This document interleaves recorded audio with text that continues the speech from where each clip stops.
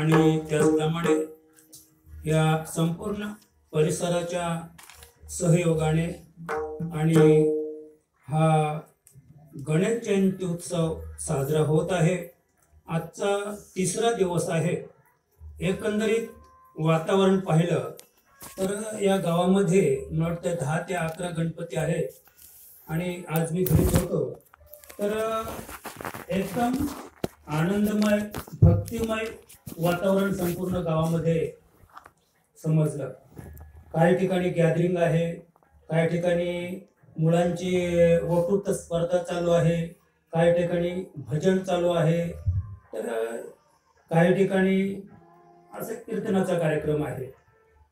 थोडक्यात की गावामध्ये अतिशय भक्तिमय वातावरण पाहिल्यानंतर केव्हा केव्हा असं वाटतंय की हा गणपती सगळेच गणपती वर्षभर राहतात गावामध्ये। आणि मग आपल्याला तसं कुठे गॅदरिंगचा आवाज येईल, कुठे वक्तृत्व स्पर्धा असेल, कुठे गायन असेल, कुठे आणखी काही वेगवेगळं असेल, कीर्तन वगैरे असतील, आणखी काही ठिकाणी जुगारी असू शकतो, नाही का। तर असं काही वातावरणातून जरा म्हणजे समाज जेणेकरून एकत्र कसा येईल।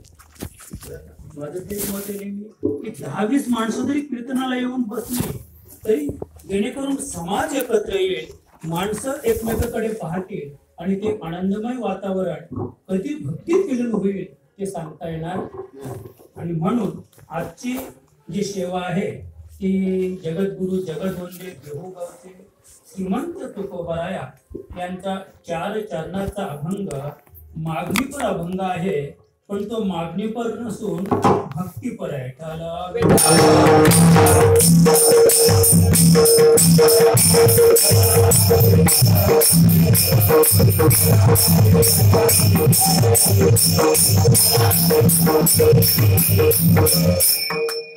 मागणे ते मागो देवा, तुम्हाला मागणी पर आहे। मागणे ते मागो देवा, करू भक्ती त्याची सेवा। म्हणजे भक्ती करणे हा या अभंगाचा मेनू आहे। करू भक्ती त्याची सेवा, काय उणे तयापासी, काय उणे तयापासी, रिद्धी सिद्धी त्याच्या दासी। काया वाचा मन, काया वाचा मन, करू देवा हे अर्पण। काय उणे तयापासी, काय उणे तयापासी, रिद्धी सिद्धी त्याच्या दासी। तुका म्हणे विश्वंभर, तुका म्हणे विश्वंभर, त्याचे चराचर। काय उणे तयापासी, काय उणे तयापासी, रिद्धी सिद्धी त्याच्या दासी। पांडुरंग करू प्रथम,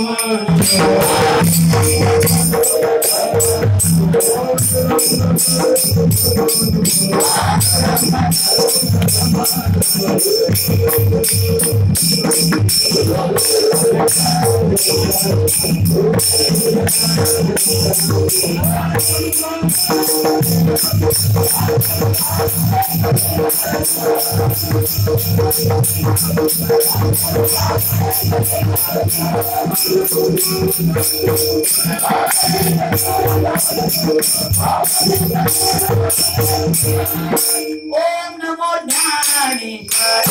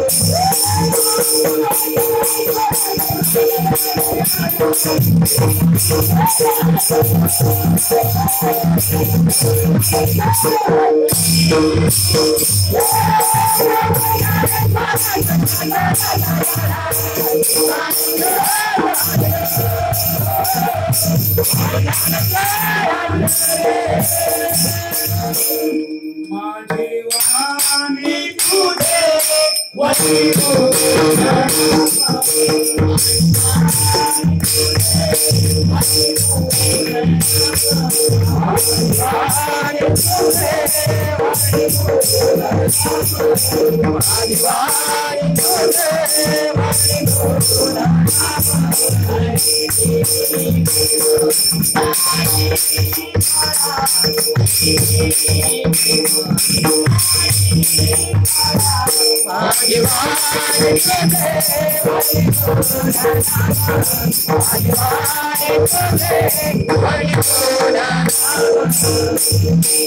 पांडुरंगाला नमन करू आणि आजच्या आपल्या या अल्पशा कीर्तनरूपी सेवेला आरंभ करूया. तर प्रथम थोडक्यात सांगायचं म्हणजे आजची जी सेवा आहे ती गणेश उत्सव, त्याचे पुढे सांगतो की गणेश पुराण पहा.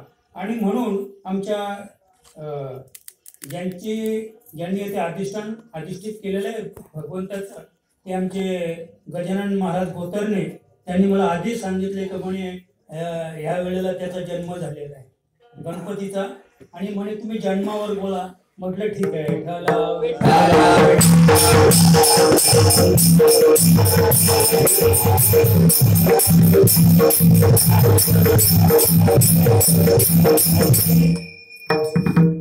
तेव्हा तुकाराम महाराज मागणे ते मागो देवा, करू भक्ती त्याची सेवा. तुकोबाऱ्यांचं स्पष्ट मत आहे की मागायचंय देवाकडं. तुम्ही म्हणाल तर आपण तर ऐकतो की तुकोबारायने कधी मागितलंच नाही देवाकडं. या अभंगातून सुद्धा तुकोबा मागत नाही, करू भक्ती त्याची सेवा. मागत नाही, एक संकल्प करतात की आपण मागूया देवाकडं, पण काय मागू? करू भक्ती त्याची सेवा करू. आता त्याची सेवा करायची आहे तर मागणं म्हणजे काय? तर समोरच्या व्यक्तीकडून घ्यायचंय, आपल्याला दान घ्यायचंय. तर तुकोबा काय म्हणतात? करू भक्ती त्याची सेवा. म्हणजे उलट सांगतात तुकोबाराया की आपण त्याच्याकडे एवढं मागणं मागलं देवाकडे तुकोबाने की आम्ही भक्ती करू आणि तुमची सेवा करू. का भक्ती करू आणि का सेवा करू? बरं, आता आपलं पुढे पाहायचंय की देवाकडेच का मागावं? विटेवरी ज्याची पाऊले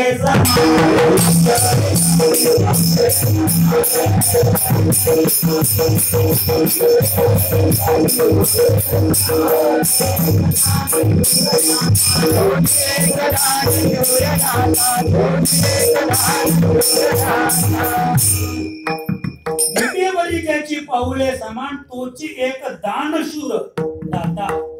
ज्याची विटेवर समान पाऊल आहे, ज्याची समचरण दृष्टी आहे विश्वाकडं, असा जो एक भगवंत आहे, पांडुरंग आहे बरं का. आणि तोच एक त्या विश्वामध्ये दानशूर आहे आणि दातृत्व त्याच्याकडे आहे. तुम्ही आम्ही कोणी दाते नाही, दानशूर नाही आणि कोणीच नाही. मग तुम्ही म्हणाल आजची सेवा तर गणेशाची आहे आणि आता तुम्ही इथे सांगता विटेवरी त्याची, नाही का? तर तुका म्हणे शोधुनी पाहे,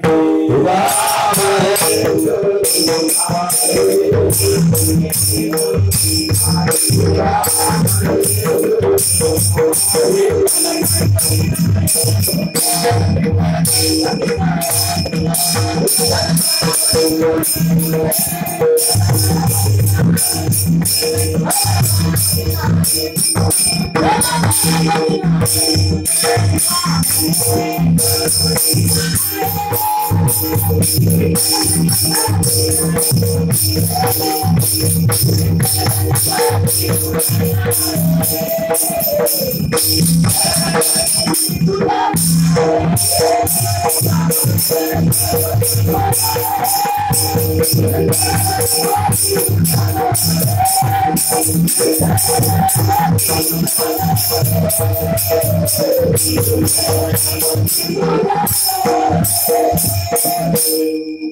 शिव तुम्ही पाहे विठ्ठल गणपती तुझा नोहे.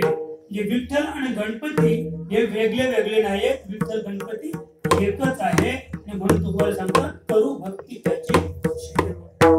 का भक्ती करू, का त्याची सेवा करू, काय उणे तयापाशी. लक्षात आलं का? इकडे महात्मे सांगतात की त्याच्याकडे मागावं, की त्याच्याकडे भरपूर काही आहे, त्याच्याकडे मागावं. पण तुम्हाला सांगतात की काय उणे, ज्याच्याकडे काही कमीच नाहीये, रिद्धी सिद्धी त्याच्या दास्या आहेत, त्यांची भक्ती करू, त्यांची सेवा करू.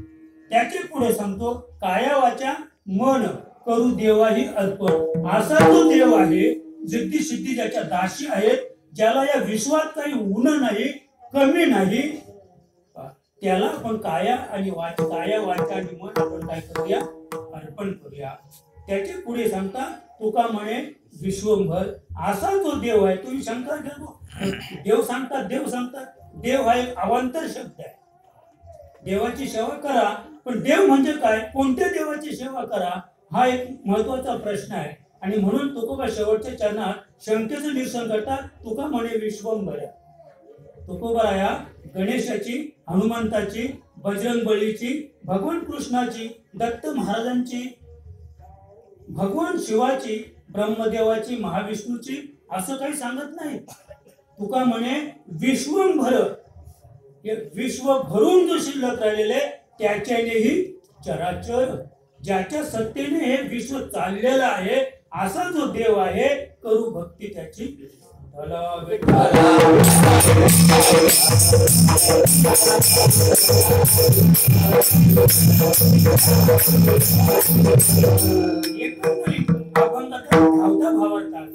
आता आपण पुढे चालूया. प्रस्तुत आपल्या सेवेसाठी घेतलेला अभंग आहे तुकोबारायांचा. आणि तुकोबाने आपल्या जीवनाचा परमार्थ केला, आणि त्या परमार्थाचा आपण जर विचार केला तर त्यांच्याच भाषेत सांगायचं झालं, संसाराच्या नावे घालून या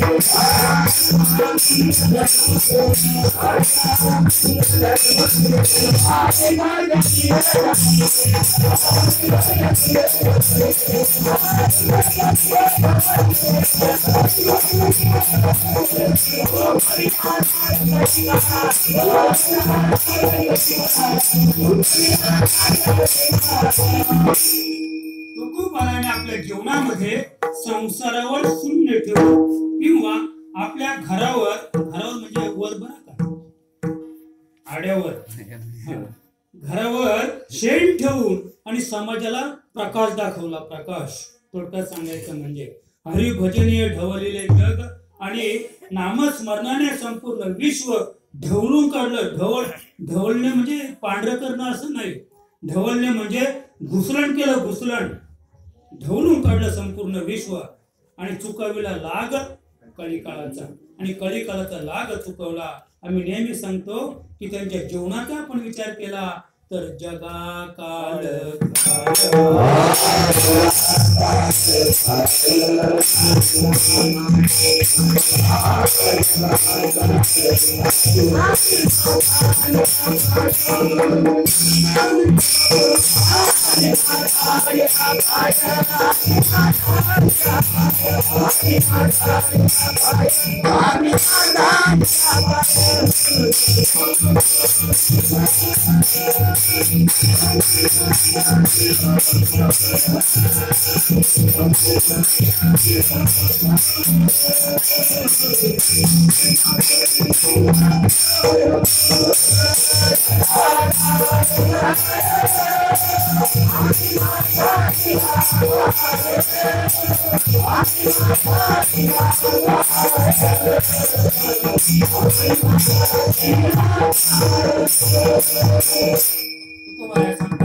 जगा काळ हाय, संपूर्ण विश्व काळाच्या जबड्यामध्ये गेलेलं आहे, काळाच्या दाढ्यात येऊन पडलेला आहे.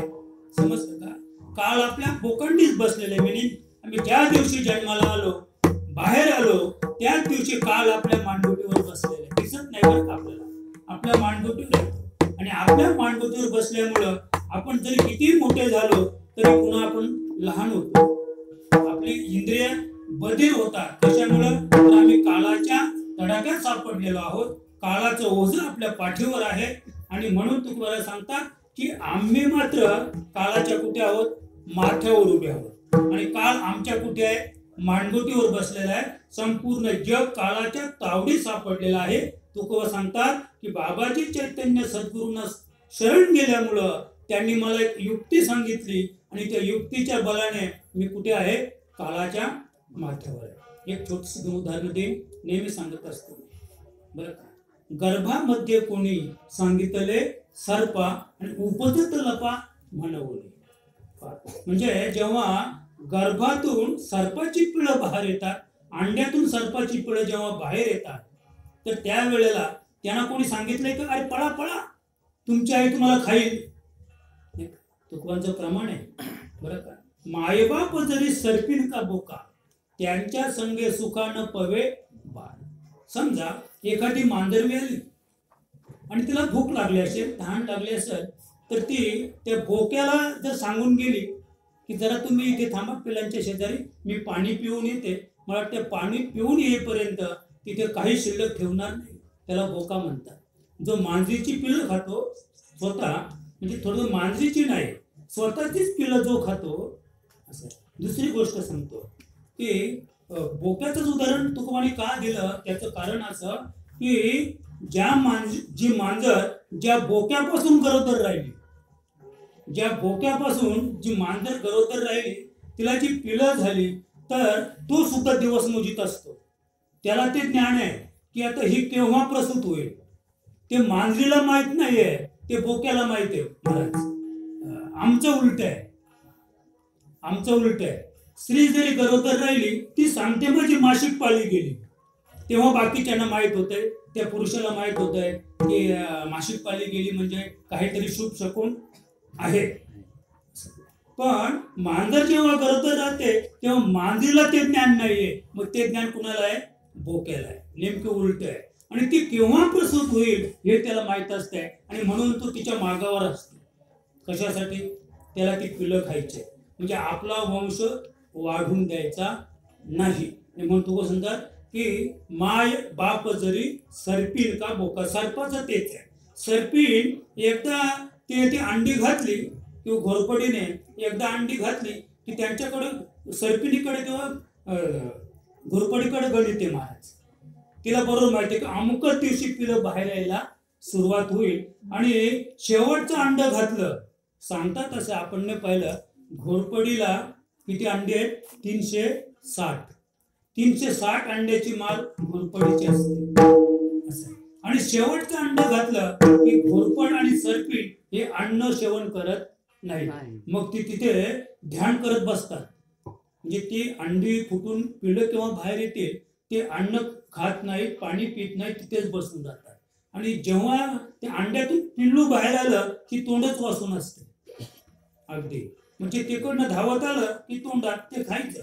360 पिलं खाते घोरपड असं. पण त्याच्यामध्ये एखादं चुकून तुकोबारासारखं असलं, तुकोबारासारखं एखादं शहाणं असलं, तर ते तिकडे टुंकून उडी मारते माथ्यावर. तिच्या माथ्यावर ती खाण्याचा प्रयत्न करते, घोरपड असो किंवा सर्प असो. पण जरी प्रयत्न केला तर टुंकून ते वर जात आहे, म्हणजे ते डोक्यावर जात आहे. आणि डोक्यावर गेल्यानंतर ते पुन्हा पाठीमागे, त्यालाही समजते रस्ता चुकलो, त्यालाही समजतंय रस्ता चुकलो. म्हणजे जायला पाहिजे ते कुठे, तिच्या तोंडात जायला पाहिजे तो टाळूवर उडी मारतो आणि पुन्हा पाठीमागे फिरतो रस्ता चुकलो म्हणून, आणि पुन्हा पाठीमागे घेऊन तिच्या तोंडात जातो, पण ती उलटी करून त्याला बाहेर काढते. त्याला ते खात नाही. जे माथ्यावर त्याने उडी मारली तिच्या, त्याला ते खात नाही. हे वर्मय परमार्थाचं. आणि म्हणून तुकोबा सांगतात की जगा काळ खाय, आम्ही माथा दिला पाय. तुकोबा सांगतात आम्हाला कोणत्याच प्रकारची काळाची भीती नाही, आणि तेच तत्व, तीच भक्ती, त्या पदापर्यंत आपल्याला पोचायचं आहे. आणि म्हणून आजची जी सेवा आहे, आमच्या गजानन महाराज बोतारांनी मला सांगितलं की गणपतीचं जयंती, गणेश जयंती आहे, गणपतीचा जन्म झालेला आहे म्हणून आपण थोडस तिकडनं पाहूया. विठ्ठल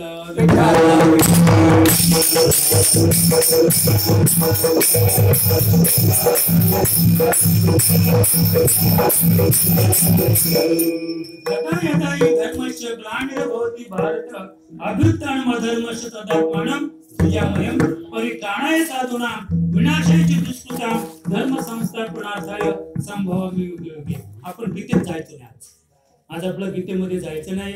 आपल्या मंडळाला पहाटे जायचंय टेंभोरेला रथ सप्तमीला म्हणून अगदी 11 वाजता आपलं सेवा संपायची म्हणून आपण गीतेकडे वळायचंच नाही. आपण फक्त एवढेच पाहूया की कृतयुगामध्ये देवांतक आणि नरांतक नावाचे राक्षस अतिशय बलाढ्य, अतिशय माजले, अतिशय या विश्वामध्ये त्यांनी उच्चात मांडला. दोघांनी ठरवलं बरोबर. दोघांनी ब्रह्मदेवाची तपश्चर्या केल्यानंतर ब्रह्मदेवाने त्यांना दीर्घायुष्य म्हणजे दिवसा नाही, रात्री नाही, आत नाही, बाहेर, जो थोडक्यात सांगतो जो वर हिरण्यकश्यपूला होता तोच वर या दोघं बंधूंना दिला, देवांतक नरांतक. आणि मग देवांतकानं सांगितलं मी वर जातो. कुठे जातो? मी स्वर्गात जातो. म्हणजे तिकडे सत्य लोक असेल, वैकुंठ लोक असेल, स्वर्ग लोक असेल, आणखी काय जे असेल ते काय. आणि तू खाली जा. तू कुठे जा? नरकामध्ये जा.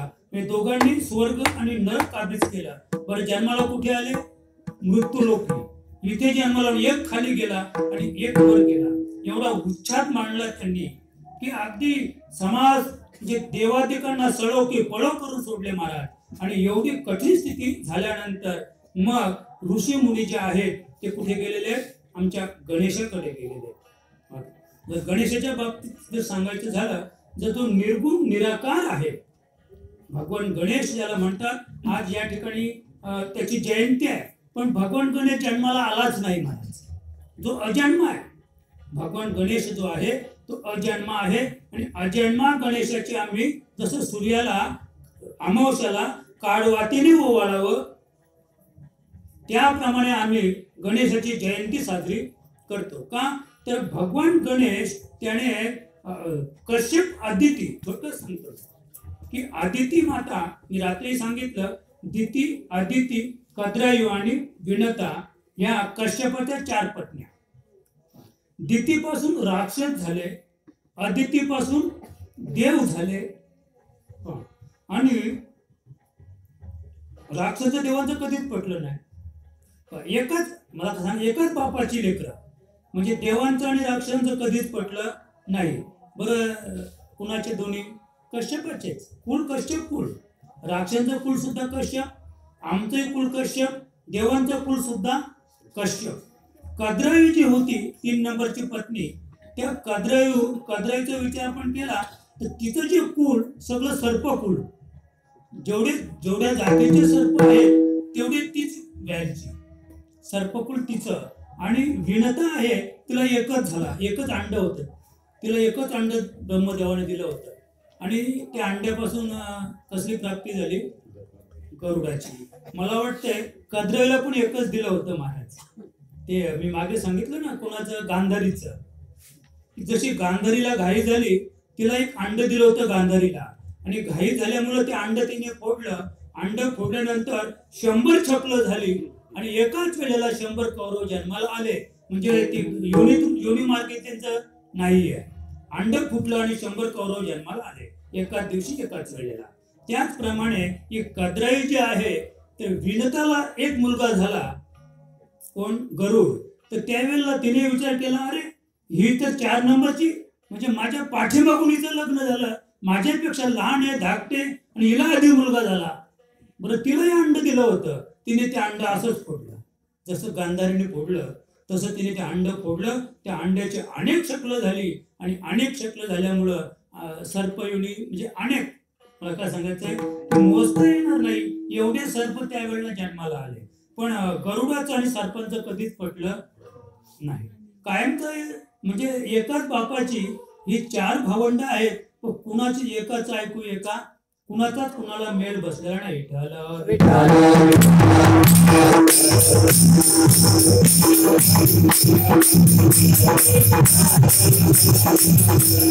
आदिती माता आणि भगवान गणेशाची तपश्चर्या करत असताना 12 वर्षे तपश्चर्या केल्यानंतर भगवान गणेश तिला प्रसन्न झाले आणि भगवान गणेशाने सांगितलं की आदिती माता तुझ्या तपश्चर्येवर मी प्रसन्न आहे, तुम्ही वर मागा मी द्यायला तयार आहे. तिने सांगितलं हे देवा माझी एवढीच इच्छा आहे तू माझ्याच पोटी जन्माला ये. लक्षात का जसे म्हणजे पद्माक्ष राजा होता आणि पद्माक्ष राजाने लक्ष्मीची तपश्चर्या केली आणि लक्ष्मीची तपश्चर्या केल्यानंतर लक्ष्मी समोर उभी राहिली तेव्हा त्याने सांगितलं हे लक्ष्मी तुझ्या रूपावर मी भाललेलो आहे, तूच माझ्या पोटी जन्माला आहे. तिने सांगितलं पहा लक्ष्मीच्या पोटी भागवतात 15 अनर्थ सांगितलेला आहे. मृत्यूचं कारण म्हणजे धन. मृत्यूला आमंत्रण द्यायचं असेल तर दुसऱ्याची जमीन बलकावा, परस्त्रीकडे वाईट नजरेने पहा, दुसऱ्याचं धन चोरून आणा, म्हणजे लवकर मारायचं असेल तर मृत्यूला आमंत्रण द्यायचं असेल तर त्या लक्ष्मीने सांगितलं हे देवा मला सोडून काही माग जगायचं असेल तर.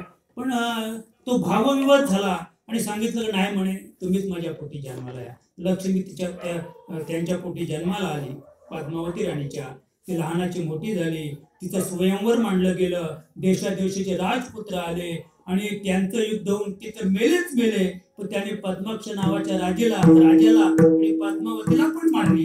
का तर हा म्हणतो तुमची मुलगी मला द्या आणि तो म्हणतो मला द्या. असं करून त्यानं त्या जोडप्यालाही मारलं आणि मग राहिली एकटीच शिल्लक. मग आणि ते राजे होते त्यांनी सुद्धा एकमेकाला मारलं. मग तिने आता ठरवलं आपण अग्निप्राशन करायचं. मोठ्या यज्ञ हवन कुंड तयार केलं आणि तिथे ध्यानाला बसली. वरून रावणाचं विमान चाललं होतं. रावणाने पाहिलं काय रूपवान आहे, मला एवढंच सांगायचं. रावण महाराज खाली आले. तिने पाहिलं रावण जे आहे तिने लगेच अग्नीमध्ये प्रवेश केला. रावणाने सूक्ष्म रूप घेतलं, त्याने अग्नीत प्रवेश केला. चिमुकली ती लक्ष्मी त्याने बाहेर काढली, आपल्या विमानात एका पेटीत ठेवली, लंकेला प्रयाण केलं. लंकेला गेल्यानंतर त्याला अतिशय आनंद झाला की मी काहीतरी विशिष्ट वस्तू आणलेले म्हणून मंदोदरीला बोलावलं. मंदोदरीला ती पेटीत आणलेली वस्तू दाखवली. ती पतिव्रता होती. तिने पाहिलं की हे सामान्य नाहीये, ही कोण आहे, ही लक्ष्मी आहे आणि ही आपल्या कुलाचा क्षय केल्याशिवाय राहणार नाही. त्याच्यामुळे महाराज हिला लवकर उचला आणि दुसऱ्या कुठल्या तरी राज्यात नेऊन सोडा, आपल्या लंकेमध्ये ठेवू नका, आपल्या लंकेचा क्षय होईल. उचलली रावणाने. पण लगेच रावणाला पुन्हा आठवण आली, म्हणजे टाकू कुठे. कारण मग तिने सांगितलं की मिथिला नगरीचा राजा जनक त्याच्या हत्येत नेऊन टाक. कारण हे फक्त नट कुणाला देणार नाही लक्ष्मी, जो विदेही स्थितीत आहे. विदेही कोण होता, राजा जनक. तिथे नेऊन टाकली. त्या शेतामध्ये त्या कुलवाडी करणाऱ्या म्हणजे त्याची राजा जनकाची जमीन कुलवाडीने केली होती, मक्त्यात केली होती. तिथे पेटी लागली, त्या पेटीत ती सीता सापडली. शेतात सापडली म्हणून शेवटी सीता पुन्हा लंकेला गेलीच. पुन्हा कुळाचा क्षय करण्यासाठी लंकेला गेली. आपला विषय कुठे लक्ष झाला, आपल्या अदितीने तपश्चर्या केल्यानंतर मग देव सांगतात की पहा म्हणे तू दुसरं काय माग. पण तिने हट्टच धरला तुम्हीच माझ्या पोटी जन्माला या. का तर पुढे देवांतक नरांतकांनी जो उच्चार मांडला होता, देवादिकांना सळोकी पळो करून सोडले होते. म्हणून कृतयुगामध्ये कश्यप अदितीच्या पोटी ओंकार स्वरूप भगवान गणेश महोत्कट गणेश या रूपाने प्रगट झाले आणि प्रगट होऊन त्यांनी देवांतक नरांतक या दोघांचा वध केला. मातेचं दर्शन घेतलं आणि माझं कार्य संपलं माते, मी आता जातो.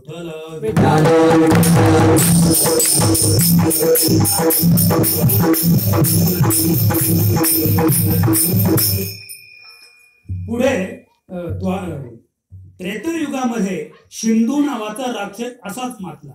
शिंदू, त्याचं नाव होतं शिंदू. आणि तो इतकं त्यांनी उच्चार मांडला की देवादिकांना सळोकी पळो करून सोडले. आणि त्यावेळेला त्रेतायुगामध्ये पार्वती मातेने गणेशाची पूजा केली होती, तपश्चर्या केली होती, गणेशाची आराधना केली होती. मी रात्री मांडवली ते सांगितलं की गणेश जो आहे तो भगवान शंकराचाही बाप आणि पार्वती मातेचा सुद्धा बाप, दोघांचा बाप एकच आहे. ही दोन्ही लेकरं एकाच बापाचे बरं का, आईची नाहीत. पार्वती आणि भगवान शंकर यांना आई नाही, यांना आई नाही. तुम्ही ऐकलं असेल कोणाची मुलगी आहे ती? हिमालयाची. असं कोणाची मुलगी आहे ती? भगवान गणेशाची. असं आहे. म्हणजे ही दोन्ही जन्माला आली ती बापापासून, आईपासून त्यांची उत्पत्ती नाही. मग बापापासून तुम्ही म्हणाल मग गणेश गरोदर होता का? नाही, ती अयोनी संभव स्फुरण मात्र आहे. मला काय सांगायचंय, स्फुरण मात्र आहे. आणि म्हणून तिने गणेशाचं ध्यान केलं. भगवान गणेश तिच्या समोर आला पुढे आणि विचारलं, माते बोल. आता काय म्हणतो तू? गणेश तिला माता म्हणतो. हे परमार्थातलं सूत्र आहे. तर माते कशासाठी आराधना केली? मग तिने सांगितलं, देवा तू माझ्या पोटी जन्माला यावं अशी माझी इच्छा आहे. म्हणून त्रेतायुगात गुणेश नावाने भगवंत अवतरित झाले आणि अवतार कार्य करण्यासाठी आणि सिंधू नावाच्या राक्षसाचा वध करण्यासाठी त्यांनी महान असं कार्य केलं. आपलं अवतार कार्य संपवलं. लोक जायचे आपल्या पुढे. पुन्हा द्वापार युगामध्ये ती स्थिती झाली. सिंदूर नावाचा राक्षस म्हणजे ब्रह्मदेवाच्या जांभईतून बाहेर आला. ब्रह्मदेव झोपी गेले होते, उठले आणि उठल्यानंतर एक अशी जांभई दिली तोंड वाचून. आणि जांभई दिल्याबरोबर त्या जांभईतून एक बाळ बाहेर आलं आणि ते बाळ रक्तवर्ण होतं, अगदी रक्तासारखं लाल होतं, म्हणजे शेंदुरासारखं.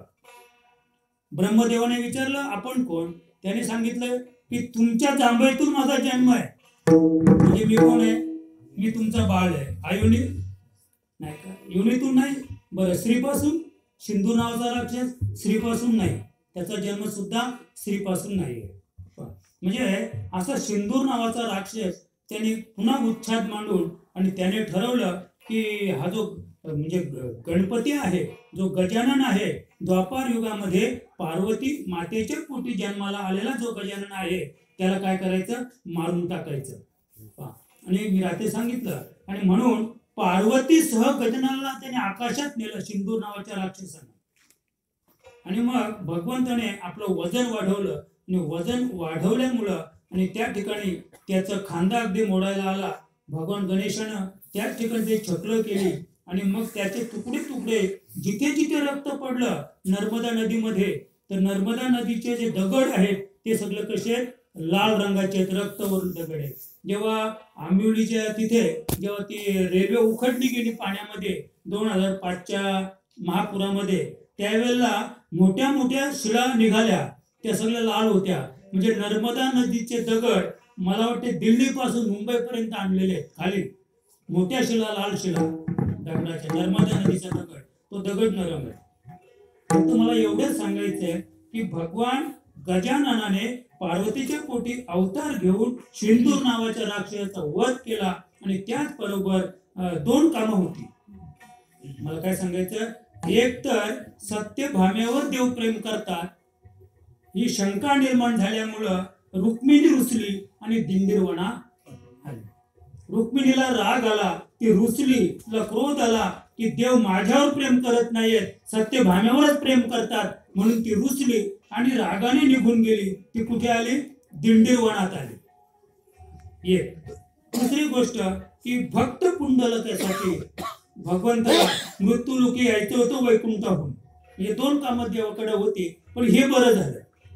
एक तर पुंडलिकासाठी यायचंच होतं, पण रुक्मिणी रुसली आणि दिंडीरवना आली म्हणून देवाला आणखी सोपं झालं आणि देव आले.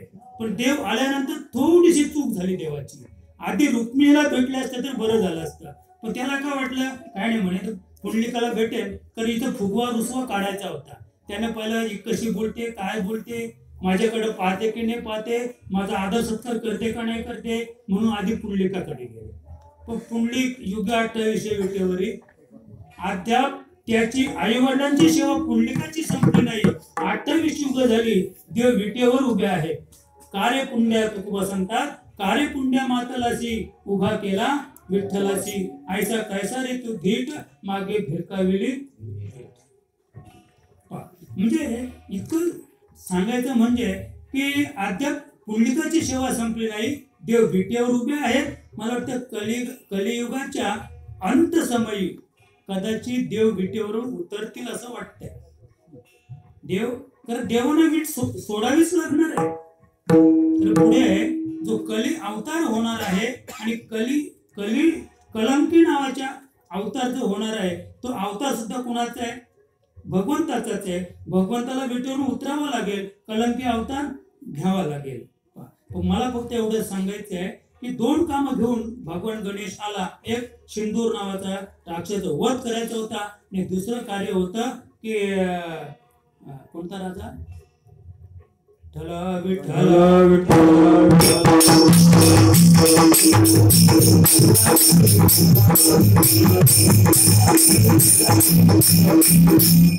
मला आठवत नाही. वरण्य नावाचा राजा, आणि वरण्य नावाच्या राजाला त्या ठिकाणी बोध करायचा होता, अनुग्रह करायचा होता, भक्तीचं वर्म सांगायचं होतं. आणि म्हणून आता आणखी कथा सांगत नाही, कथाभाग सांगत नाहीये. तर त्या ठिकाणी भगवान वरण्य नावाच्या राजाला त्या ठिकाणी अनुग्रह करून आणि हे ब्रह्मबीज जे आहे ते त्याला प्राप्त करून दिलेलं आहे. आणि अशा पद्धतीने भगवान गणेशाने कृत, त्रेता, द्वापार या 3 युगामध्ये आपलं काम पूर्ण करून आणि आता भगवान गणेश जेव्हा गेले तेव्हा सांगितलंय की कलीमध्ये धूम्राक्ष नावाने मी पुन्हा अवतार घेणार आहे. हे 4च अवतार आहेत बरं का. भगवान गणेशाचे किती अवतार आहेत? फक्त 4. भगवान महाविष्णूचे किती अवतार आहेत? 10 आणि उप 14. असो, आता आपला विषय इथेच थांबूया आणि मूळ कार्याकडे वळूया.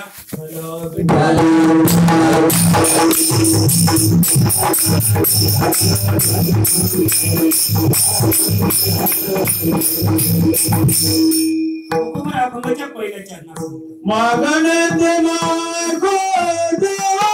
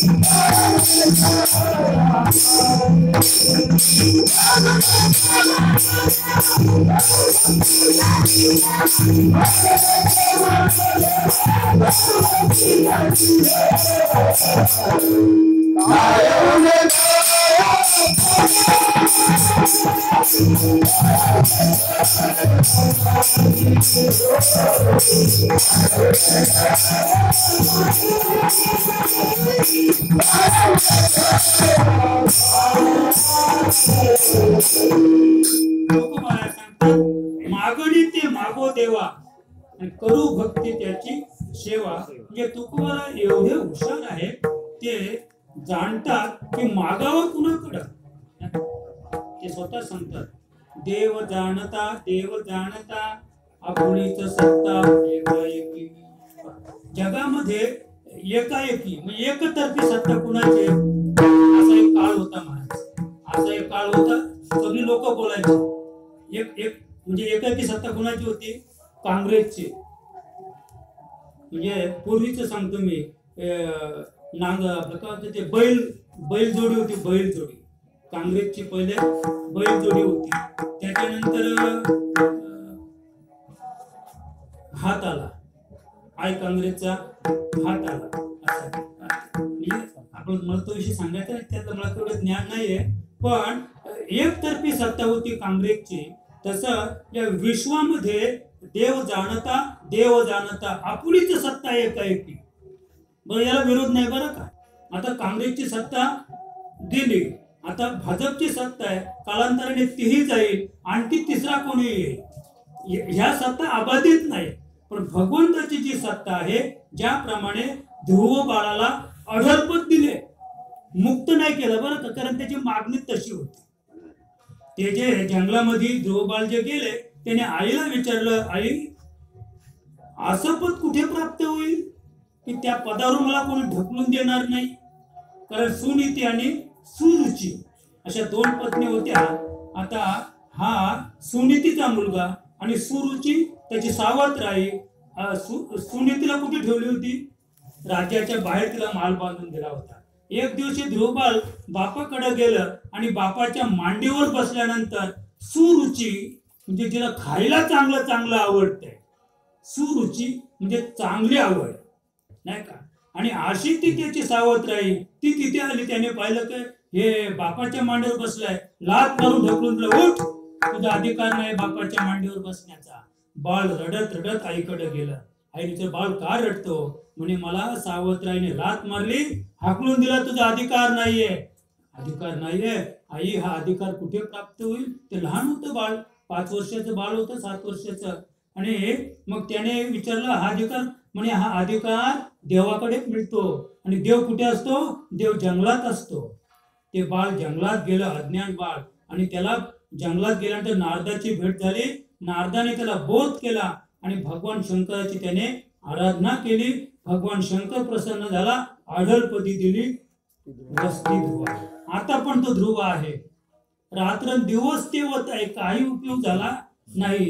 कदाचित जर मोक्ष मागितला असता, मुक्ती मागितली असती, तेव्हाच मुक्त झाला असता. पण आढळपदी दिली वस्ती ध्रुवा. मी रात्री सांगितलं काय तो रामाशी भेटला, अवघा रामची नाही झाला. कोण? विभीषण.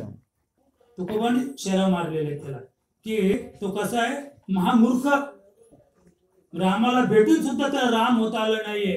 कारण तो कोण झाला? जरी झाला लंकापती तरी नाश होईल कल्पंती. अद्याप आहे बरं का, विभीषण आहे, विभीषणाचा नाश झालेला नाही. जोपर्यंत चंद्र सूर्य आहे तोपर्यंत लंकेचं राज्य तो अदृष्ट शक्तीने करून राहिलेला आहे. पण मला एवढं सांगायचंय की त्याला मुक्त दशा प्राप्त झालेली नाही. आणि म्हणून आपण आपल्या जीवनाचा विचार केला तर देव जाणता आपण इथे आहोत. आपलीच सत्ता एकाएकी, म्हणजे असं एक भगवंतच आहे की त्याची जी सत्ता आहे ती एकाएकी आहे, अबाधित सत्ता आहे, एकट्याचीच आहे, त्याला विरोधक नाही आणि त्याची सत्ता कोणी बळकावून सुद्धा देणार नाही. अशी एकमेव सत्ताधीश जो भगवंत आहे तो गोवा सांगतात मागणे ते मागो देवा. असा जो भगवंत आहे आपण त्याच्याकडे मागूया नाही का. त्याच्या पुढे आणखी पुढे जाऊन तुकोबा सांगतात की देवाकडेच का मागावा? तर देव कसं आहे? देव चतुर चतुर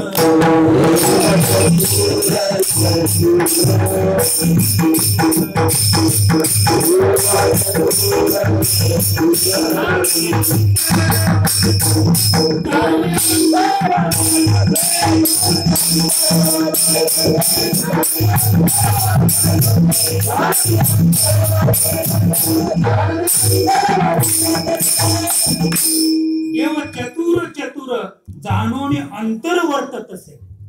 देव काय करतो म्हणजे आमचा अंतरात्मा काय सांगतो ते फक्त देवाला कळतंय. समोरच्या व्यक्तीच्या मनात काय ते आम्हाला कळणार नाही. मी रात्री सांगितलं, एक उदाहरण सांगितलं घाटावरचं की आमच्या माऊलीला एका व्यक्तीनं प्रश्न विचारला, माझ्या मनात काय ते सांग. आमच्या माऊलीने त्याला ठोक उत्तर दिलं, तुझ्या मनात भूक खायचंय. म्हणजे त्यांच्या समोरच्या व्यक्तीच्या मनात काय होतं ते आमच्या माऊली प्रभाकर महाराजांनी जाणलं आणि उत्तर दिलं, तुझ्या मनात आहे भूक खायचं. तसं का?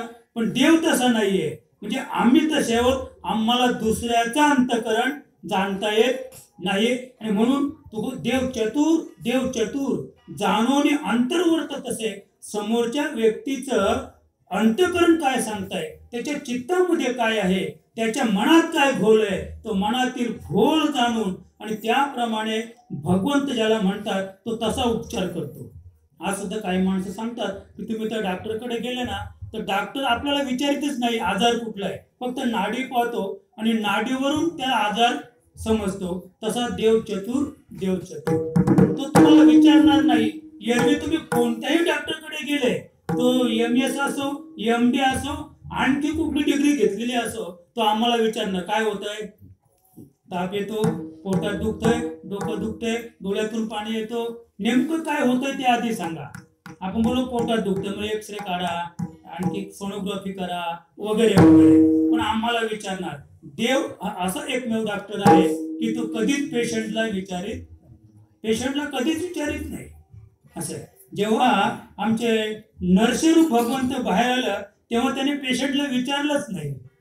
कुणाला हिरण्यकशिपूला वास्तव विचारलं पाहिजे होतं नाही का, कारण ते कोण होतं, त्याचं गिऱ्हाईक होतं ना. गिऱ्हाईकाला विचारणं हे आपलं काम आहे नाही का. आमचे विश्वास शेठ आहे, मग तिथे दुकानावर एखादी व्यक्ती आली नुसती उभी राहिली तर त्यांचं काम आहे काय पाहिजे. कदाचित काही अशी माणसं असतात विचारल्याशिवाय, परमार्थ सूत्र तसं आहे, विचारल्याशिवाय सांगू नये.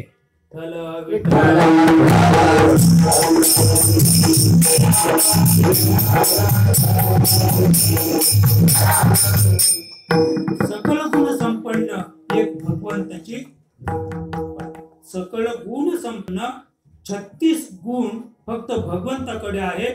किंवा आपण जर शॉर्ट मध्ये आलो तर रजोगुण, तमोगुण आणि सत्वगुण हे तिन्ही गुण फक्त देवाच्याच ठिकाणी विराजमान आहेत. सकल गुण संपन्न एक भगवंताची जाण. आणि म्हणून फक्त तुकोबारायांचं मत आहे तर मागायचं असेल तर त्या देवाकडे मागा, जो सकल गुण संपन्न आहे अशा देवाकडे मागा. पण मागताना काय मागा, तुम्ही काही मागितलं तरी देव जाणता. तुम्ही काही देवाकडे मागितलं तरी देव चतुर तुम्हाला काही देणार नाही. देव तुम्हाला काही देणार नाही. एक म्हण आहे, डेरे हरी खाटल्यावर. तुम्ही जर खाटल्यावर बाजेवर बसून जर मागायला लागले तर मला वाटतं तुमची सुनबाई सुद्धा तुम्हाला पाणी चहा सुद्धा देणार. तुम्हाला उठून जावं लागेल चुलीपर्यंत. हा जर संसाराचा न्याय आहे तर डेरे हरी खाटल्यावरही नाही, अजिबात तुम्हाला म्हणजे हरे रिकामा नाही. आपल्यासाठी एक व्यक्ती सुनबाई देईल का देईल तर ते डॉलर्स एकाची अवस्था फार ती अगदी कृष झाला म्हातारा, तो बायको मेली की त्याची अवस्था फार कठीण असते महाराज. आणि म्हणून तो म्हातारा एकदम कृष झाला. पण त्याचा जो दोस्त होता एकदा, ती सुनबाई गेली बाजारात, घरातून सुद्धा बाहेर जाऊन देत नव्हती. काय सांगेल कोणाला भरोसा नाही. पण लक्ष ठेवून असते सुनबाई, सासूवर लक्ष ठेवून असते. खायला द्यायचं नाही, चहा द्यायचं नाही, लक्ष ठेवून राहायचं. कुणी आला बाता करायला तर काय सांगतो म्हातारा. म्हातारा पण म्हातारच्या लागलं असतं, उलटून गेली साठी नाठाला तोडा पडेल पाठी. म्हाताराला नुकताच चहा दिलाय, ग्लास बाजूलाच आहे, तरी शेजार सांगतो सकाळपासून वाट पाहतो चहाची. काय सांगतो, सकाळपासून वाट पाहतो चहाची, अजून सुनबाई चहा देत नाही. बस चहा नुकताच घेतलेला आहे, साईडला ग्लास आहे, मग सुनबाई ठरवते. मग मला काय सांगायचंय, अशी त्याची अवस्था झाली. शेजाऱ्याकडे गेला आणि काय पांडुबा तुझी अवस्था आहे. अरे काय सांगायचं, मला वेळेवर खायला मिळत नाही, प्यायला मिळत नाही. अरे म्हणे तुझ्याकडे पैसे आहेत का. आहेत म्हणे. किती. 50 रुपये म्हणे. तू घेऊन ये 50 रुपये. त्या जुनं सांगतो मी, 10 पैशाचा तेव्हा नाही का, 10 पैसे होता. आता मला वाटतं आपल्या सप्त्यात कोणती सांगितलं होतं ना, आशाताई म्हात्रेने हा विषय सांगितला होता नाही का. तर मग ते डॉलर्स केले. मग आता आपण म्हणतो थोडक्यात सांगितलेलं बरं पडेल. ते डॉलर्स केले, तो वाजवायला लागला आणि वाजवायला लागल्यामुळं ती सुनबाई प्रसन्न झाली. काळांतराने त्याची तब्येत चांगली सुधारली. आपला विषय काय, देवचतुर जाणून अंतर वर्तत असे. म्हणजे आपण देवाकडे काही मागितलं तरी देव आपल्याला निश्चित देईलच असं नाहीये. मग हे तुकोबाने जाणलं की देवाकडे आपण जर प्रपंचासाठी, संसारासाठी, म्हणजे आपल्या इतर काही समाजासाठी काही मागितलं तर देव इतका दूध खुला नाहीये की तो आपल्याला देईल. आणि म्हणून तुकोबाने असं काही मागितलं की करू भक्ती त्याची सेवा. हा अभंगाचा मुख्य पॉइंट आहे की करू भक्ती त्याची सेवा. एवढं मागा, देवाकडे एवढं मागा की देवा मी तुमची भक्ती करतो आणि तुमची सेवा मला द्या.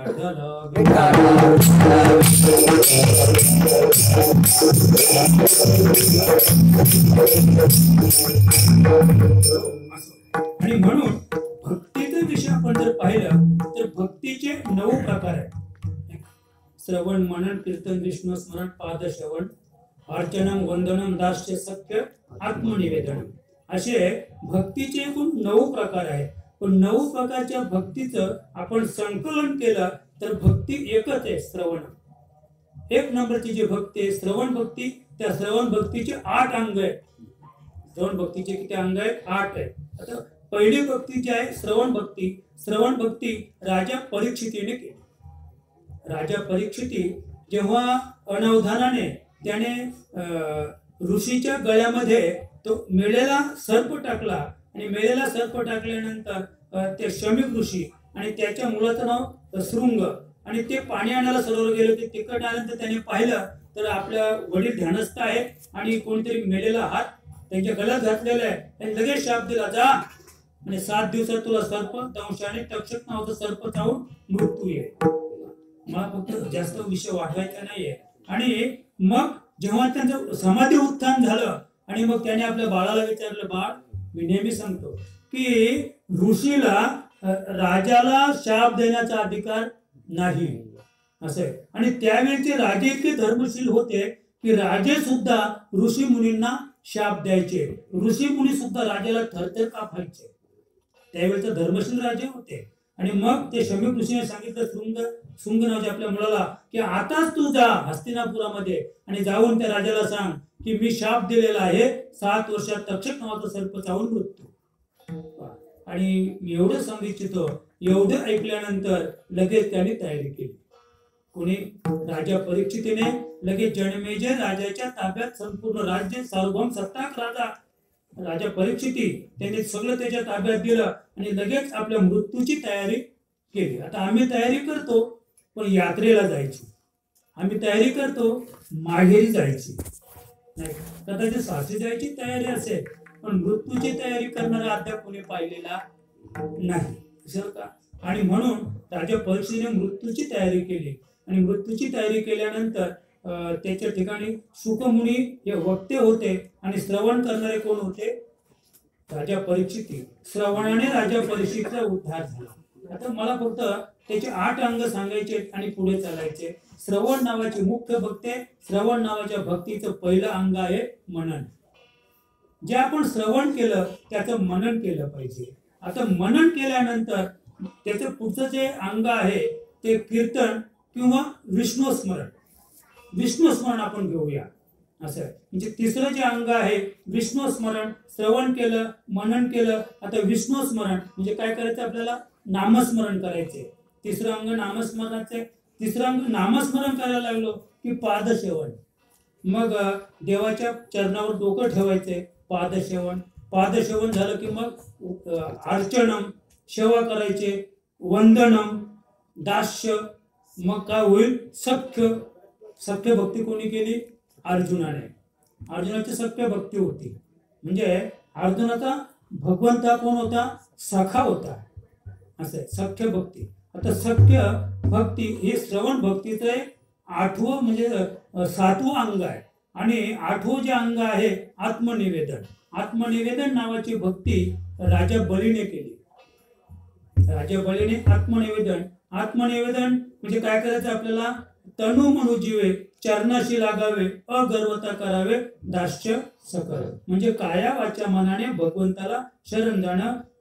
तुका म्हणे बळी आणि जीव दिला पाया तळी. आणि म्हणून भगवंत आतापर्यंत बळीराजाच्या दरवाजावर द्वारपाळाचं काम करून राहिलेले आहे.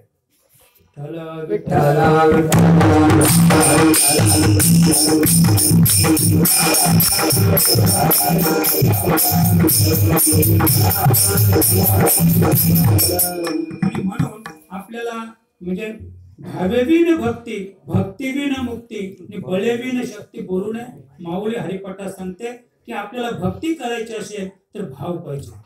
भाव असे जरी बळकट आपल्याला भाव द्यायचे. गाठी त्याशी लाभ उठाउठी किंवा भावधरितया तारील पाषाण दुर्जना सज्जन काय करी.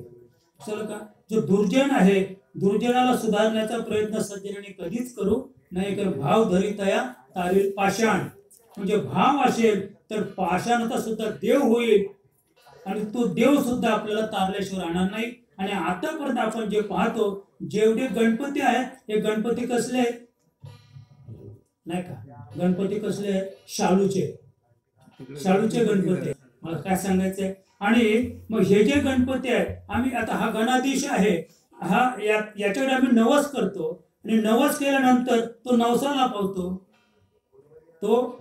पावतो. वास्तविक पाहता गणपती नवसाला पावत नाहीये तर आमचाच भाव फळाला येतो.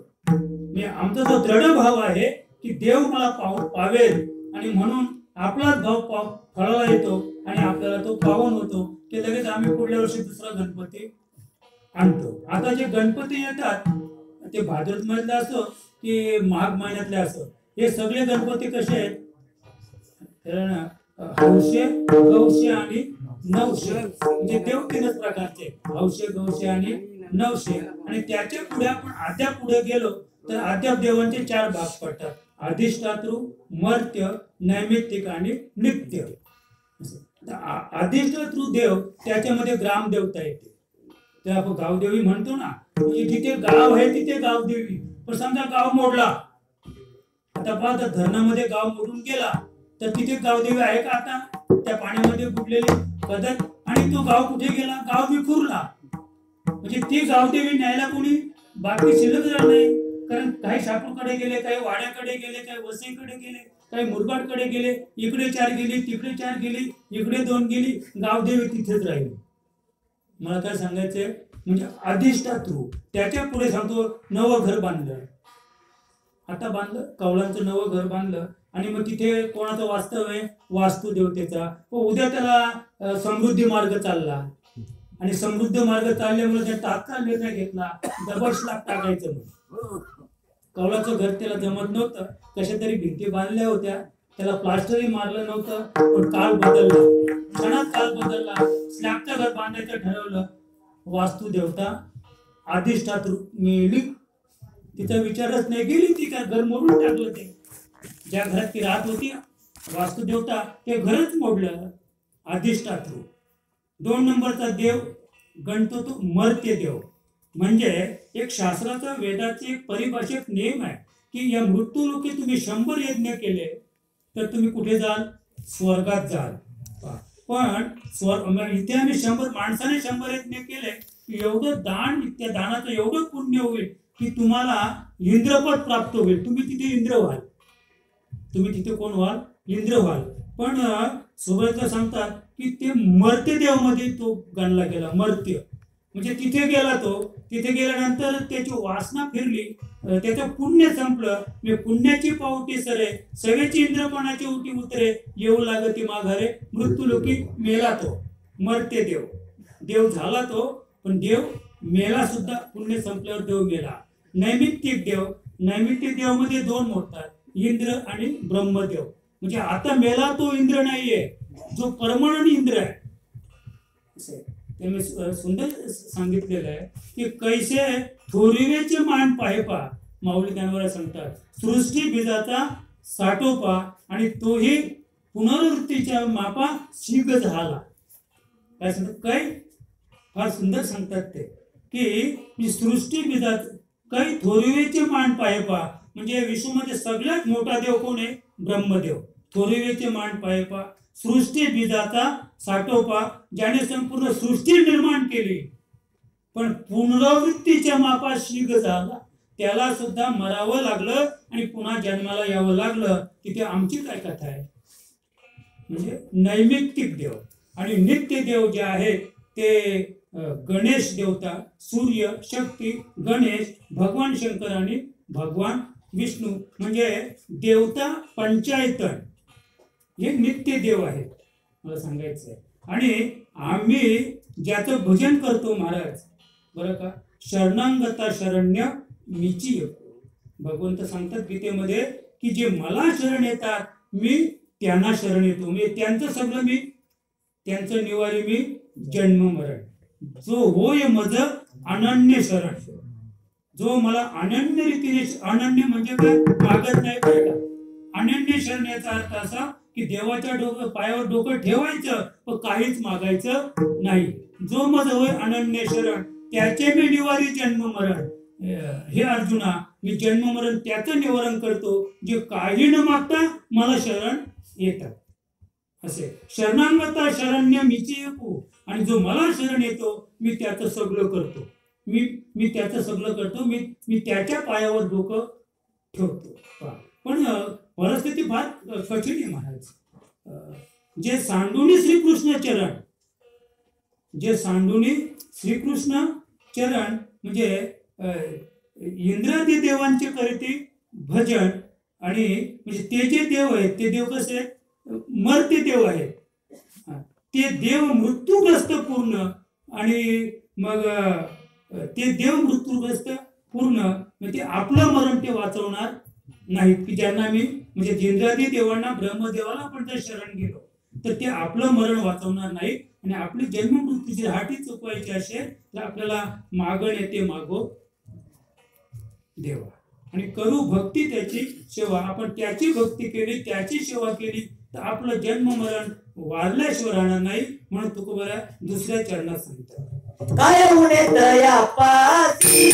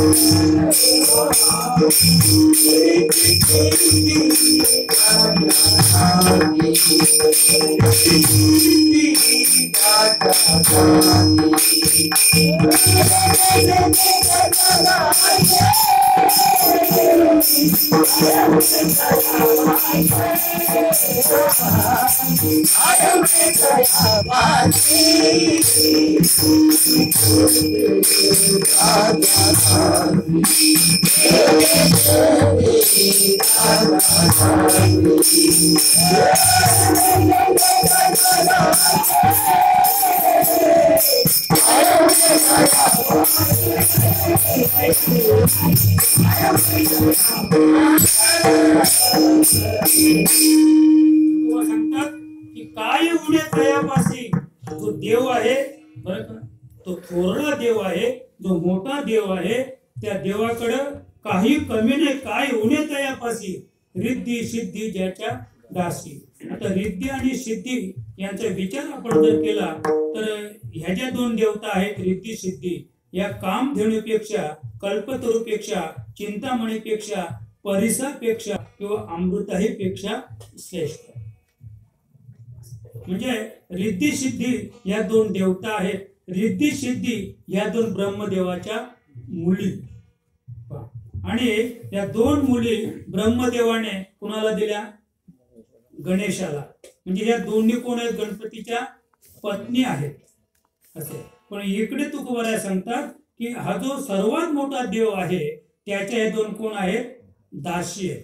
दासी म्हणजे काय तर मालकाने काम सांगावं आणि त्यांनी ऐकावं. म्हणजे एवढी थोरवी ज्या देवाची आहे तुकोबा सांगतात त्याची भक्ती करा, त्याची सेवा करा की रिद्धी सिद्धी तुम्हाला लगेच त्या ठिकाणी उपलब्ध होतील. त्याच्यात तुम्हाला स्वर्गात जावं लागणार नाही, कामधेनूच्या पाया पडायला लागणार नाही, कल्पतरूच्या वृक्षाखाली बसायची गरज नाहीये, चिंतामणीचे त्या ठिकाणी डोंगर आहेत त्या डोंगरावर चढायची गरज नाही. मला काय सांगायचंय किंवा अमृताचा डोह शोधायची गरज नाहीये. थोडक्यात की कामधेनू, चिंतामणी, अमृताचा डोह, परिसाचे डोंगर आणि कल्पतरू या हे सगळे रिद्धी आणि सिद्धीच्या पायावर लोळणं घेतात असं. म्हणजे हे दोघी कसे आहेत, श्रेष्ठ आहेत. का श्रेष्ठ आहेत, त्या ब्रह्मदेवाच्या मुळे.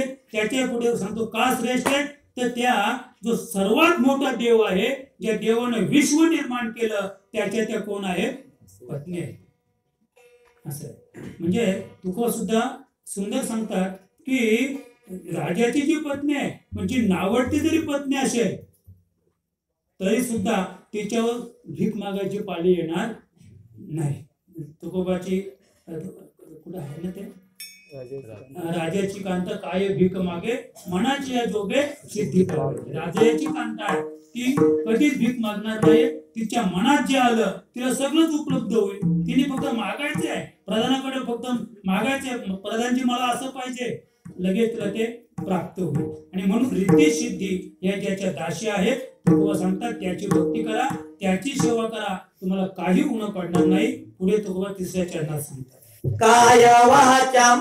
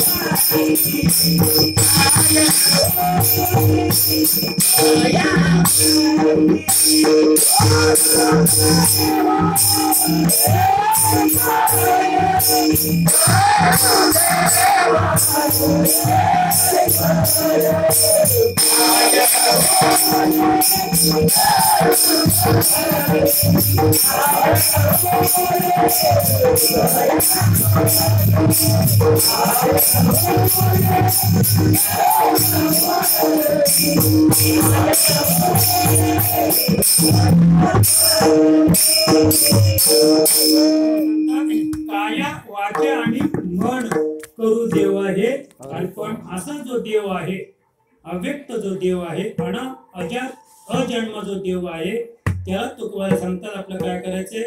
काया म्हणजे शरीर, वाचा म्हणजे शाब्दिक अर्पण करायचं, आणि मनाने अर्पण करायचं. म्हणजे शरीराने, वाचेने आणि मनाने आपलं करू हे देवा करू हे अर्पण, म्हणजे भगवंताला हे तीन गोष्टी आपल्याला अर्पण करायचे.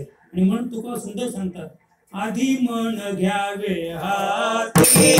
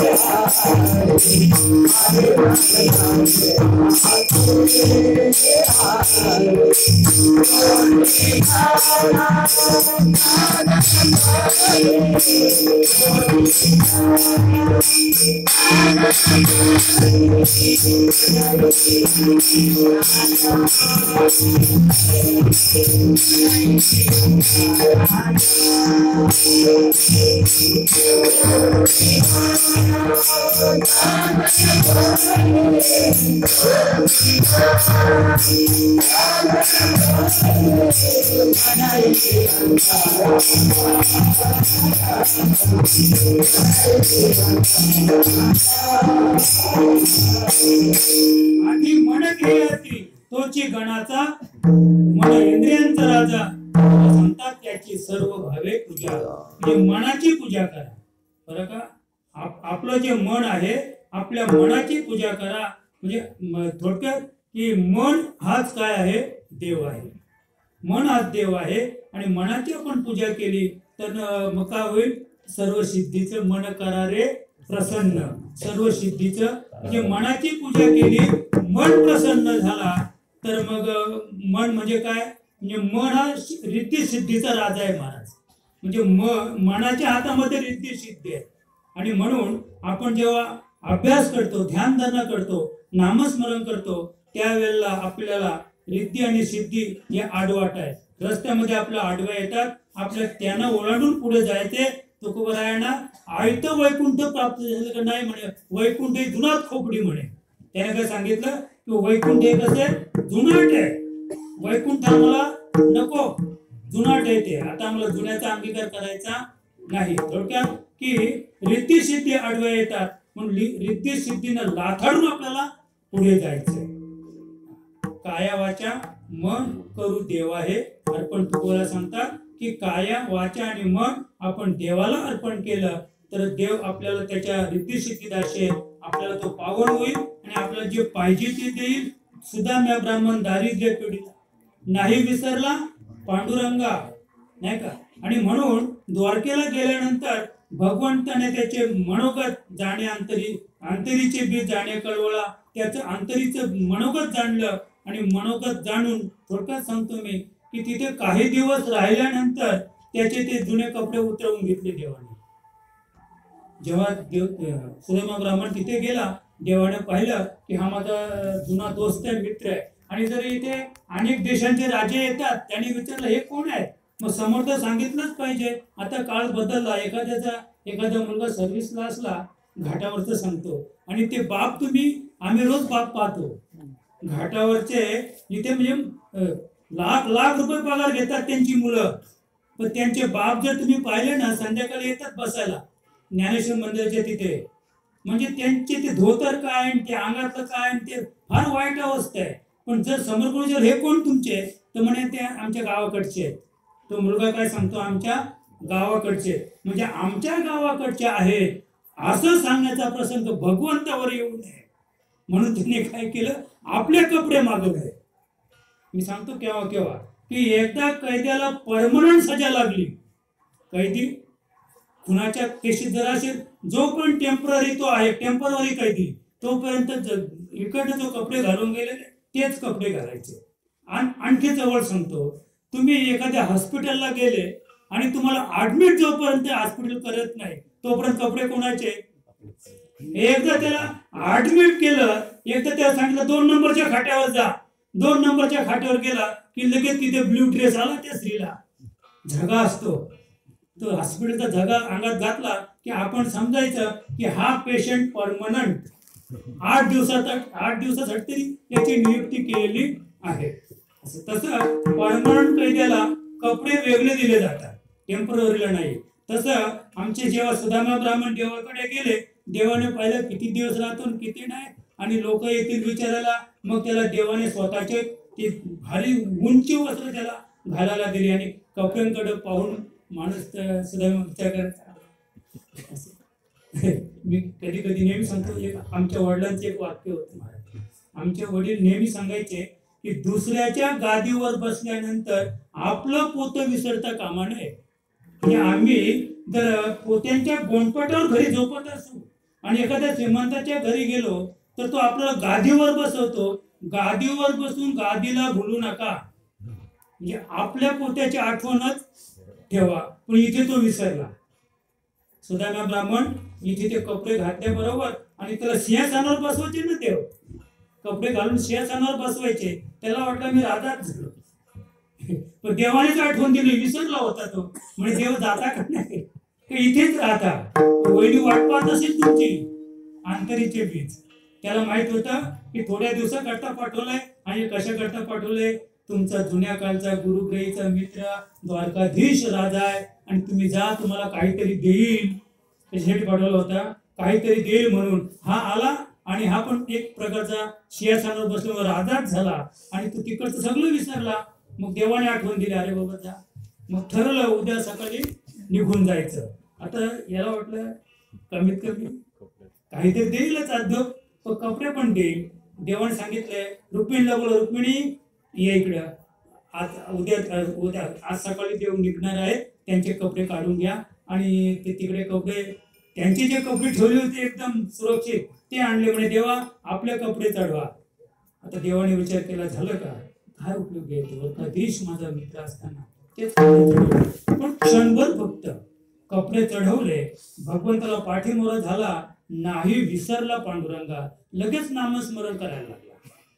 कसं का, आमचं तसं नाहीये. आम्ही इतकं देवाला दोष देतो, देवाने वाईट केलं, देवाने असं केलं, देवाने तसं केलं. देवाला दोष देऊ नका.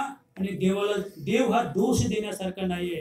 क्षणभर त्याला वाटलं की माझे कपडे सुद्धा काढून घेतले, पण ठीक आहे म्हणे, अरे माझं प्रारब्ध आहे, हे माझे कपडे काय आहेत, हे कपडे माझं प्रारब्ध आहे आणि हे मी अंगावर काय घातलंय, माझं प्रारब्ध आहे. लगेच देवाचं स्मरण करायला सुरुवात केली आणि भगवंताने काय केलं, गाव सोनियाचा, त्याला सोन्याचा गाव दिला मला आंतरिचे. आणि म्हणून एक गोष्ट लक्षात ठेवायची आपल्याला की ज्याच्या रिद्धी सिद्धीदाशी आहे, फक्त काया वाचा मनाने त्याला शरण जा. आपलं जन्म मरणासहित प्रापंच संसार सुद्धा, कारण सुदैमा ब्राह्मणाचा संसाराला सुद्धा देवाने हातभार लावला. नामदेवांच्या घरी सुद्धा काही सामान्य गुणी गेल्या नव्हत्या. असं आहे. तुकोबांकडे सुद्धा तुकोबांचं घरच भरलं होतं गोणीने, म्हणजे एवढं धान्य गेलं होतं. बाजरी, गहू, मका, ज्वारी, अख्खी सगळं घर भरलं, ट्रकच खाली केला होता केशवदासाने. म्हणजे भगवंताचा तो कोण होता? दास होता. पण जेव्हा तुकोबा आले त्याने दौंडीत पिटली, लुटा लुटा आणि अमुक राशी धन सगळं लुटायला लावलं आणि दुष्काळात पाडला होता महाराज. मला ते सांगायचं, आपला विषय एवढाच आहे की एवढ्यासाठी भगवंताचं नामस्मरण करा, भजन करा, भक्ती करा, सेवा करा. रिद्धी सिद्धीचे जे दास आहे त्याच्याकडे काही गुण नाहीये, तो आपल्याला सगळं काही देईल. एकदा त्याचं भजन करूया.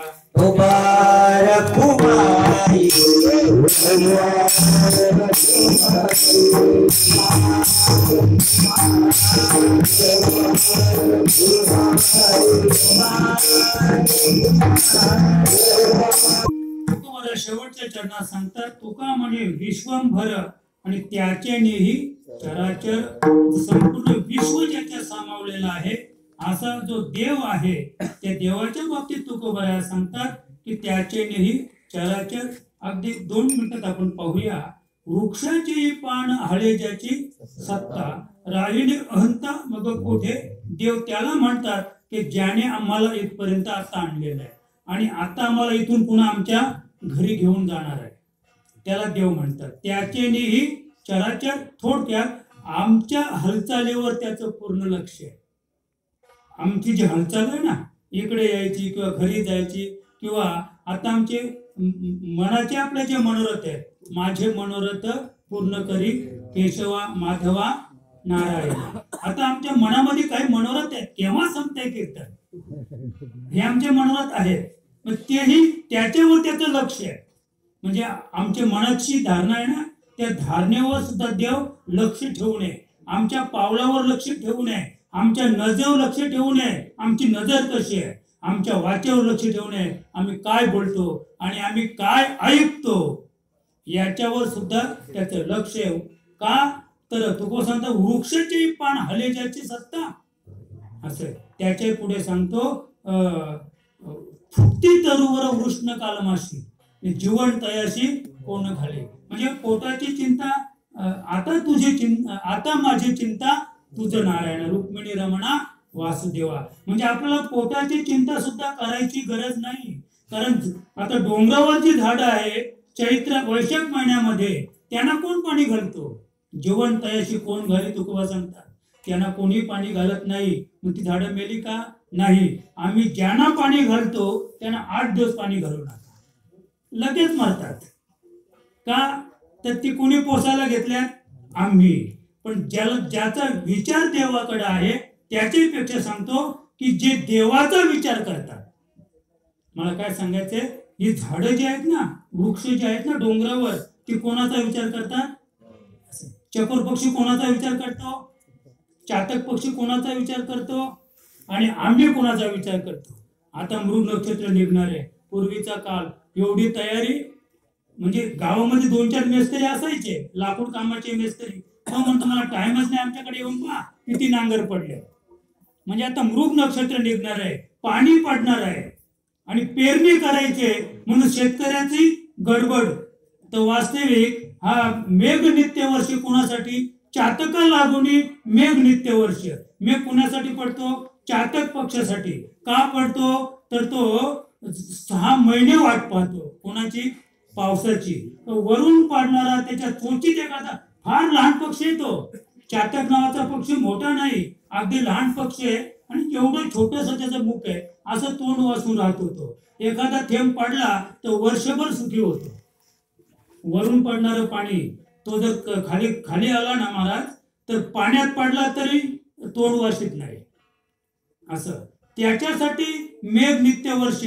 आणि आमची धावपळ वेगळीच. जमीन लावायचे, जमीन उकलायचे, हे करायचे.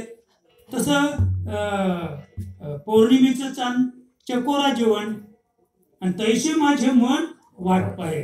जो भगवंत आपलं मन ज्या भगवंताची वाट पाहतो त्याचा विचार भगवंताच्या ठिकाणी आहे बरं का. कोणी केली बाळा दुधाची उत्पत्ती वाढवी सवे दोन्ही पहा. म्हणजे त्याला भगवंत म्हणतात. तुका म्हणे विश्वंभर, या विश्व ज्याच्यात सामावलेलं आहे, विश्वात पुरून उरलेला जो नटलेला भगवंत आहे, नाना रूपे नटला हरी आणि भरोनी उरला चराचरी, अशी जी शक्ती आहे त्या शक्तीला तुकोबरा शरण जायला सांगतात. त्याचे नि हे चराचर.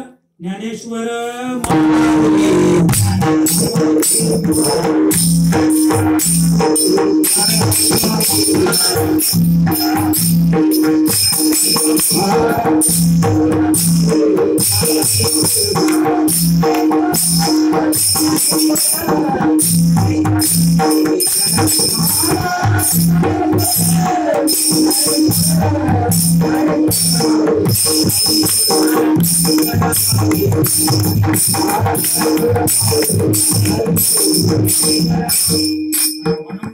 जो गणाधीश आहे, आपण गणेश पुराणाचा विचार केला तर गणाधीश ही बुद्धीची देवता आहे आणि म्हणून त्याच्याकडे आपण जर कशी आराधना केली, देवाकडे काही मागितलं तर निश्चित तो आपल्याला दिल्याशिवाय राहणार नाही.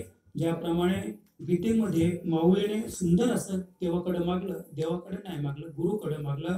आता विश्वात्मके देवे तिने वाघ यज्ञ तोषावे, तोषोनी मज द्यावे पसाय दाणे. त्याचप्रमाणे आपण सुद्धा आपली जी कुबुद्धी आहे ती सुबुद्धी व्हावी बरं का. म्हणजे चांगले विचार आपल्या मनामध्ये यावे, चांगला उच्चार आपल्या मुखातून निघावा आणि आपलं आचरण सुधारावं, एवढं देवाकडे मागूया. हा विश्व गोळ सारा नांदो सुखे नितांत, वरदान एवढे दे कल्याण हो जगात.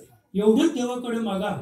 हा विश्व गोळ सारा नांदो सुखे नितांत, हा संपूर्ण विश्वातील प्राणी पशु पक्षी जे सरपटणारे न सरपटणारे सगळे जीव सुखाने नांदावे बरं का. हा विश्व गोळ सारा नांदो सुखे नितांत, वरदान एवढे दे कल्याण हो जगात. या विश्वात प्रत्येकाचं कल्याण व्हावं एवढंच देवाकडे मागा. आणि याच ठिकाणी आपल्या आजच्या या कीर्तनरूपी सेवेला तिलांजली देऊया. आपली आजची कीर्तनरूपी सेवा माऊली प्रभाकर महाराज यांच्या चरणी समर्पित करूया. जय विठ्ठल.